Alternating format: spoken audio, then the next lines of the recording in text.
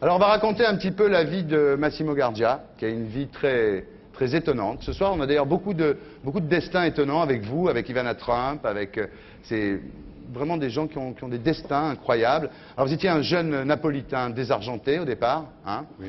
Et puis vous avez passé votre vie en fait à mener une vie de milliardaire de la jet set, donc vous avez plutôt bien réussi, vous êtes content au résultat? Oui, j'avais 20 kilos de moins, naturellement. Ouais. Alors vous dites finalement, cette vie, si c'est pas le bonheur, c'est l'illusion du bonheur au moins. Oui. C'est-à-dire vous avez eu le sentiment de vivre dans une espèce de bulle de champagne toute votre vie comme ça? Mais oui, c'est déjà beaucoup avoir l'illusion du bonheur. Bien sûr. Moi, Bien sûr. Alors vous avez publié un livre, hein.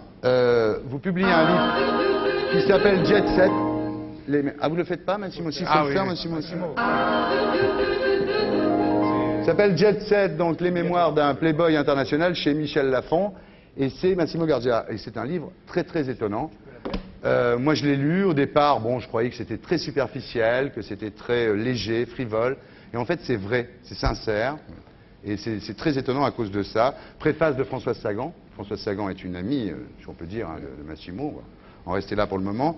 Et ça pourrait être très con ce bouquin et c'est génial. Et d'ailleurs, je ne suis pas le seul à l'avoir dit parce qu'il y a des critiques littéraires en France qui ont reconnu que c'était autre chose qu'une compilation de souvenirs de jet-setters. Alors vous racontez, bon, la jet-set au début ça s'appelait la Café Society, il y a des familles de la haute société internationale, et puis petit à petit il y a eu des grosses familles industrielles comme les Agnelli justement et les Rothschild, et puis quand Grace Kelly est arrivée à Monaco, finalement ça a été le début des acteurs dans la jet-set, le début des couturiers dans la jet-set, et ça a commencé à vraiment changer à ce moment-là, quoi, à s'ouvrir un peu. Oui, à s'ouvrir au monde de la mode, parce qu'à une époque n'existait pas, et les stars sont devenus les mannequins, les modèles, et les couturiers aussi sont devenus très importants, les bijoutiers aussi.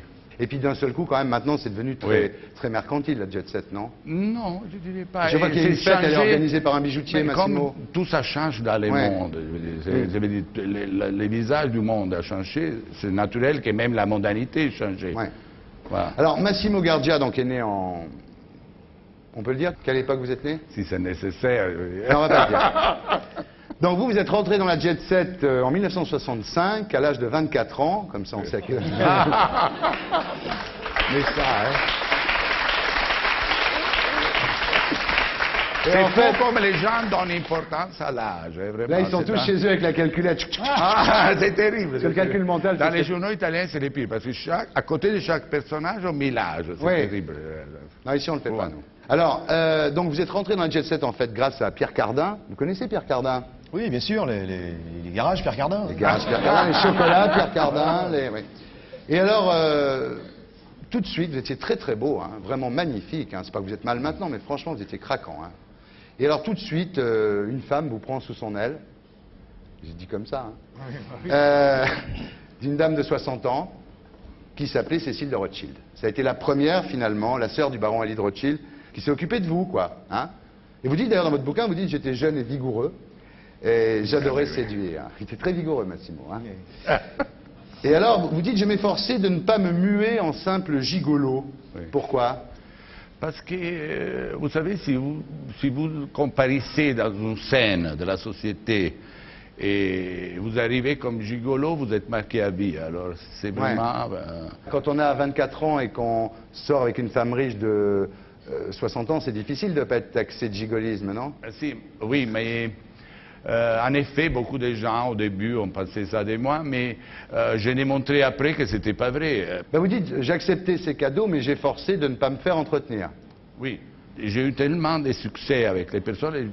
J'ai eu plusieurs personnes, je n'ai même pas dit dans les livres, je ne voulais pas blesser, qui essayaient de se suicider pour moi.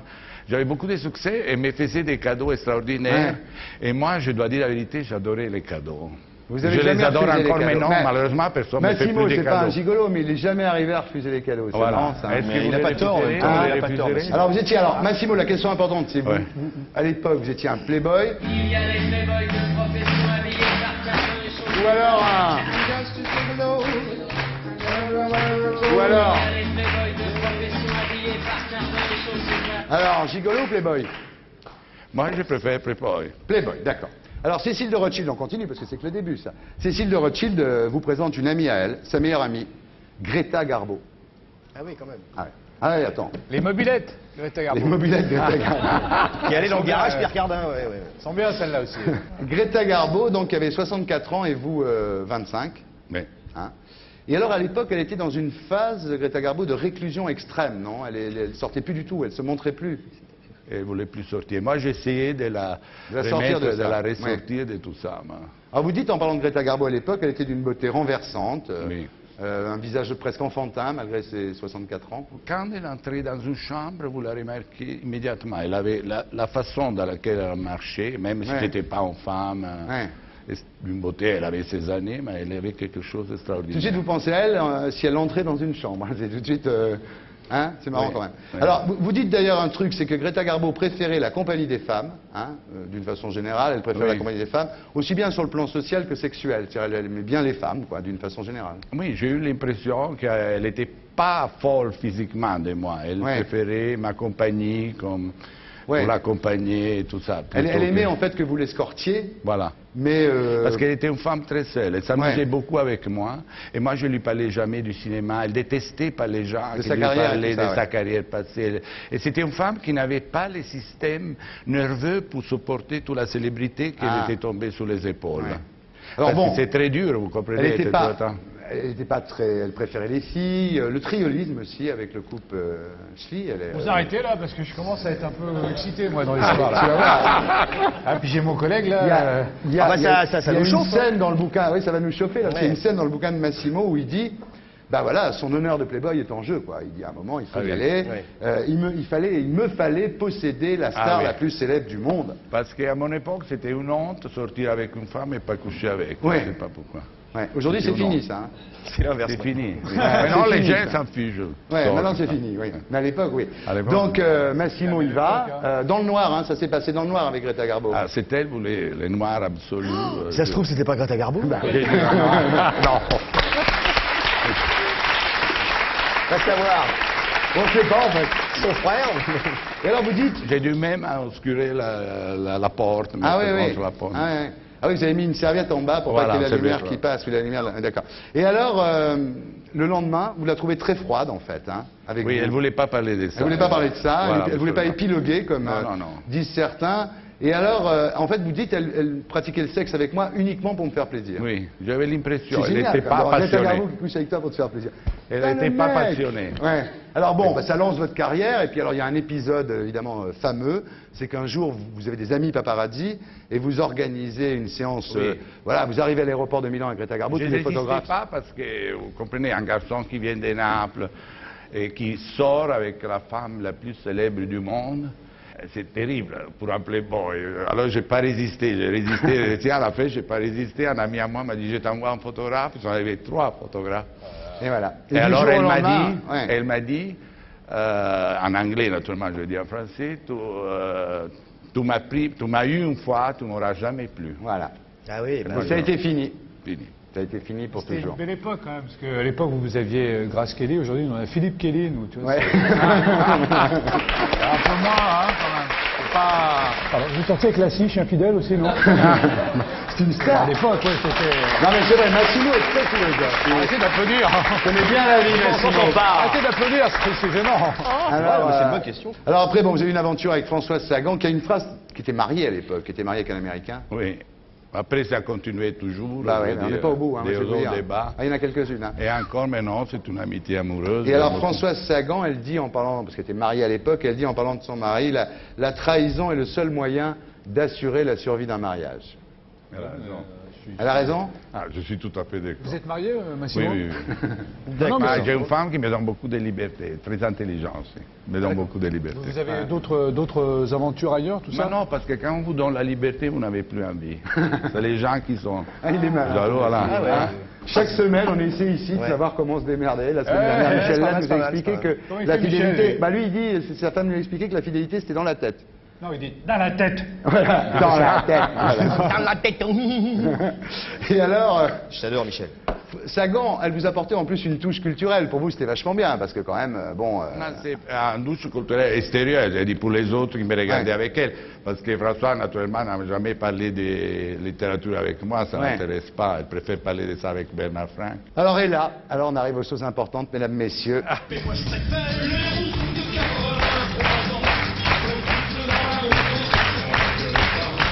Eh oui, moi je préfère les rousses de 83 ans chantent Yann et les abeilles.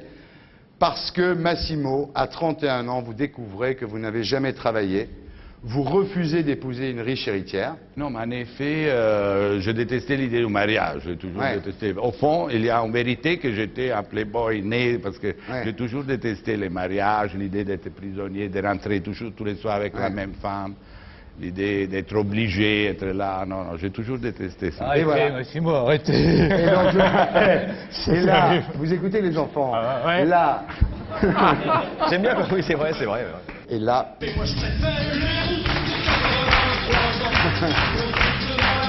et là vous rencontrez, Julie Lescaut. eh non, pire, pire, Mylène pire, Farmer. Ah, pire, Pire. pire, Lydia Detterding. Alors, Lydia, il faut dire qui c'est Lydia Detterding, parce que vous en parlez beaucoup dans votre livre, mais en deux mots, c'était l'épouse Non, du le propriétaire mari de avait British fondé la Petroleum. Shell. La Shell, voilà, c'est ça. Marie était fondateur. C'était la femme de Monsieur Shell. tu Petite vois. boutique, quoi. Petite boutique, donc Monsieur Shell était mort, le pauvre, hein. Oui. Et donc elle avait 80 ans, elle était là, en chasse de chair fraîche. Et alors ça commence très fort. Pour avoir dansé sauvagement avec cette dame Lydia, Massimo obtient une montre en or Cartier, mesdames, messieurs. Oui. Et alors pour coucher Ah non, avec pas- depuis que je l'ai connu, depuis le soir que je l'ai connu pendant Ouais. un mois, Ouais. tous les jours il m'a envoyé un cadeau, Oh tous les là jours. là Une montre tous les Partout où j'étais. Non, Ah, pas- non, pas une ça a montre tous les changé, jours. une Non, chaîne tous les en or, Une montre. Une chaîne en or, des montres. des choses, un tableau, partout où j'étais. Même ça, si c'était- j'étais parti à Rome, elle m'a envoyé. Ça, c'était à l'époque où Massimo flirtait avec Lydia Detterding. Pour ça, Ah oui. j'ai Ça, c'était attendu juste un le mois. flirt. Ah oui. Un petit piou, quoi. Et vous savez ce qu'il y a eu pour Le plus, quoi. le plus? Bah, c'était à un moi qu'on appartement rue de la Faisanderie, dans le 16e. Eh oui. Mais d'abord, il faut le faire. Et là, vous avez peur de ne pas y arriver. Là, vous vous Oui. dites à un moment... La première fois. Mais vous avez une réaction... J'avais un peu peur. Bah oui, vous avez une réaction. D'ailleurs, vous dites, bon, les sexagénaires... Quel âge avait-elle, pardon? Elle avait 80... un peu plus de 80 ans, non? Voilà. Alors, ce qu'il faut vous dire, les enfants... Attendez, attendez. Si vous voulez un appartement... Si vous voulez... Si vous voulez un appartement rue de la Faisanderie... Alors, c'est vrai que... En plus, rue de la Faisanderie. Ah bah oui, ça relève pas, attendez. évidemment, mais bon. C'est bien trouvé. Ah ouais. J'avais pas... Ah ouais, mais bon, moi j'ai pas osé, hein. Et alors, non, ce que se dit Massimo à ce moment-là, Massimo se dit, bon, les sexagénaires, que ce soit Cécile de Rothschild ou Greta Garbo, elles avaient 60 ans. Oui. 60 ans, il n'y a pas de problème. 80. Mais là, c'est 80, mes enfants. C'est 20 de plus. Et qu'est-ce qu'il fait, Massimo? Qu'est-ce qu'il fait? Il boit un petit coup de champagne pour se Non, donner deux un... bouteilles. Deux bouteilles. Deux bouteilles. deux bouteilles. Ouais. Et alors, Torché. vous y arrivez. Oui. Voilà. Et alors, page 137, je signale la page 137. Bah, parce que je ne la connaissais pas bien. Après, je veux dire, j'étais à fur et à mesure pris par son charme, parce Voilà. que c'était Mais une c'est ce femme que vous extraordinaire. dites, d'ailleurs. Oh, Massimo, t'étais bourré. Dans les livres, non, parce que, non, Non, non, eh, parce que dans les livres, je dis après qu'à la fin, j'étais conquis par elle. mais voilà, c'est ce que vous dites. Vous Voilà. dites, bon, effectivement, elle était pas jeune, non, c'est mais la vérité. Hein. Non, Bon, encore mais elle était- maintenant, je la elle était regrette peut-être beaucoup. aussi, elle avait des Attends, gars. elle n'avait pas fait l'amour depuis longtemps. Donc, dit Massimo, il me sembla pénétrer une jeune vierge. C'est ça, c'est le cinéma qui se fait, Massimo. Il est pas con, Massimo. Ah bah il avait intérêt de se faire du Et cinéma. il ajoute une vierge experte en joutes sexuelles. C'est-à-dire que vous avez été très surpris, finalement, par l'énergie au lit de Lydia Detterding, qui avait Parce donc un peu plus de qu'en plus, 80 elle ans. m'aimait beaucoup, énormément. Voilà, oui, c'est vrai que Massimo a toujours été très aimé par les femmes. Et vous dites c'est J'ai un pied aussi de nez. détesté après. Oui, naturellement. oui, oui. ouais. Bah, Ah, on est je ne vais amis, pas raconter hein. l'histoire de Donina après, mais c'est très très mal terminé là quand même. Ouais. Et alors donc voilà, le lendemain vous êtes chez le notaire et vous avez votre appartement, voilà, rue de la Faisanderie. Et voilà, c'est pas compliqué quand même. Non, mais c'est. Non, mais bon, il faut avoir la forme, il faut... Ah ouais, il faut le savoir le faire, surtout puis Massimo, et c'était un charmeur, Ouais, ça ouais, l'est ouais. toujours d'ailleurs. Et voilà, et alors là vous commencez quand même à être un peu victime, il faut dire la vérité, dans le milieu que vous fréquentez, un peu victime de moqueries, d'ostracisme Oui. de la part des gens. Parce qu'aujourd'hui, ça ne fait aucune impression. Je veux Ouais. dire. Ben, à l'époque, ça faisait un certain choc dans les milieux dans lesquels j'étais déjà, disons, Oui. avec mes copines qui avaient mon âge et Ouais. tout ça, et surtout mes amis playboy qui m'ont tout de suite me dit tu dois la quitter, c'est honteux et tout ça. Et c'était idiot de ma part parce qu'à la fin, après 2 ans, j'ai suivi les conseils des amis. On ne doit jamais suivre les conseils des amis. Jamais. Vous la voyez encore aujourd'hui, non? Quoi, j'ai dit une connerie ou quoi? C'est un peu la boulette, mais bon. Oh, pardon. Oh, Et pardon. là, donc, ça commence à devenir chaud pour notre ami Massimo, parce que Non. Mémé, elle commence à parler de mariage. Alors Massimo, il se dit, oulala, parce qu'il a quand même 25 ans, elle 83. Donc il se dit, voilà. Donc vous n'êtes pas mariés. Et là, alors il y a un truc, mais ce livre, il faut absolument le lire. Là, je le montre à la caméra, parce qu'il y a un moment extraordinaire. C'est que Massimo est dans l'intimité avec Lydia Detterding, et elle lui dit, je vais vous montrer une photo. Et elle ouvre un petit coffre comme ça, et elle lui montre une photo. Et ce qui est extraordinaire, c'est que son mari, le fondateur de la Shell, avant la guerre, avait rendu visite à Hitler, dans le nid d'aigle.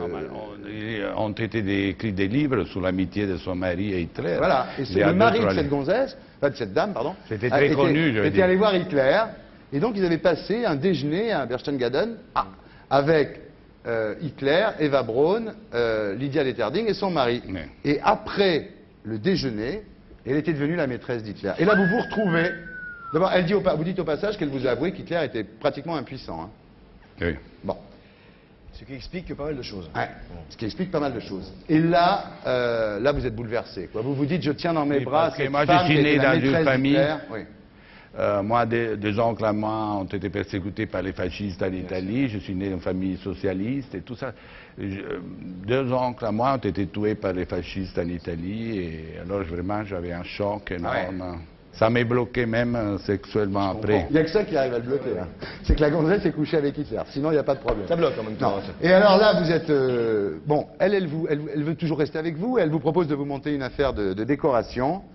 Vous revoyez Sagan à ce moment-là. Et Lydia détruit entièrement la décoration. Je parle comme Pierre Bellemare, maintenant. Détruit entièrement. Non, mais j'ai dit Pierre Bellemare. Hein. Et elle détruit entièrement. Et le téléachat, ça te pend au nez le téléachat. Ça me pend au nez. Ah ouais, c'est clair. Et alors, donc elle détruit la décoration de l'appartement qui avait coûté une fortune.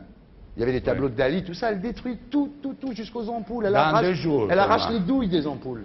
Dans 2 jours. Ça. Ouais, en 2 jours. Dans 2 jours. Pour ça, après, j'ai découvert, quand les décorateurs, les architectes vous disent qu'on a besoin d'1 an, 6 mois pour faire une maison, c'est pas vrai. Parce qu'après, pour la revoir, j'ai demandé qu'elle remet la maison comme elle était avant et la refait dans 15 jours. Voilà, Massimo lui a dit, Massimo lui dit, bon, il se réconcilie, il lui dit, mais l'appartement, t'en fais pas, chérie. 2 jours après, l'appartement était de nouveau comme avant. Les ampoules, les douilles, tout. Les douilles, les ampoules, tout. Voilà. Bon, voilà, je pourrais continuer comme ça. Après tout, vous n'avez qu'à acheter le bouquin. C'est chez Michel Lafon, c'est plein. Parce qu'après, ça continue. Là, je fais juste un petit peu. Hein. Là, je dois être à même pas la moitié. Là. Ah, c'est une vie extraordinaire. Massimo Gardia. Alors, Massimo, comme vous avez eu des hauts et des bas dans votre vie, hein, je vais vous faire l'interview.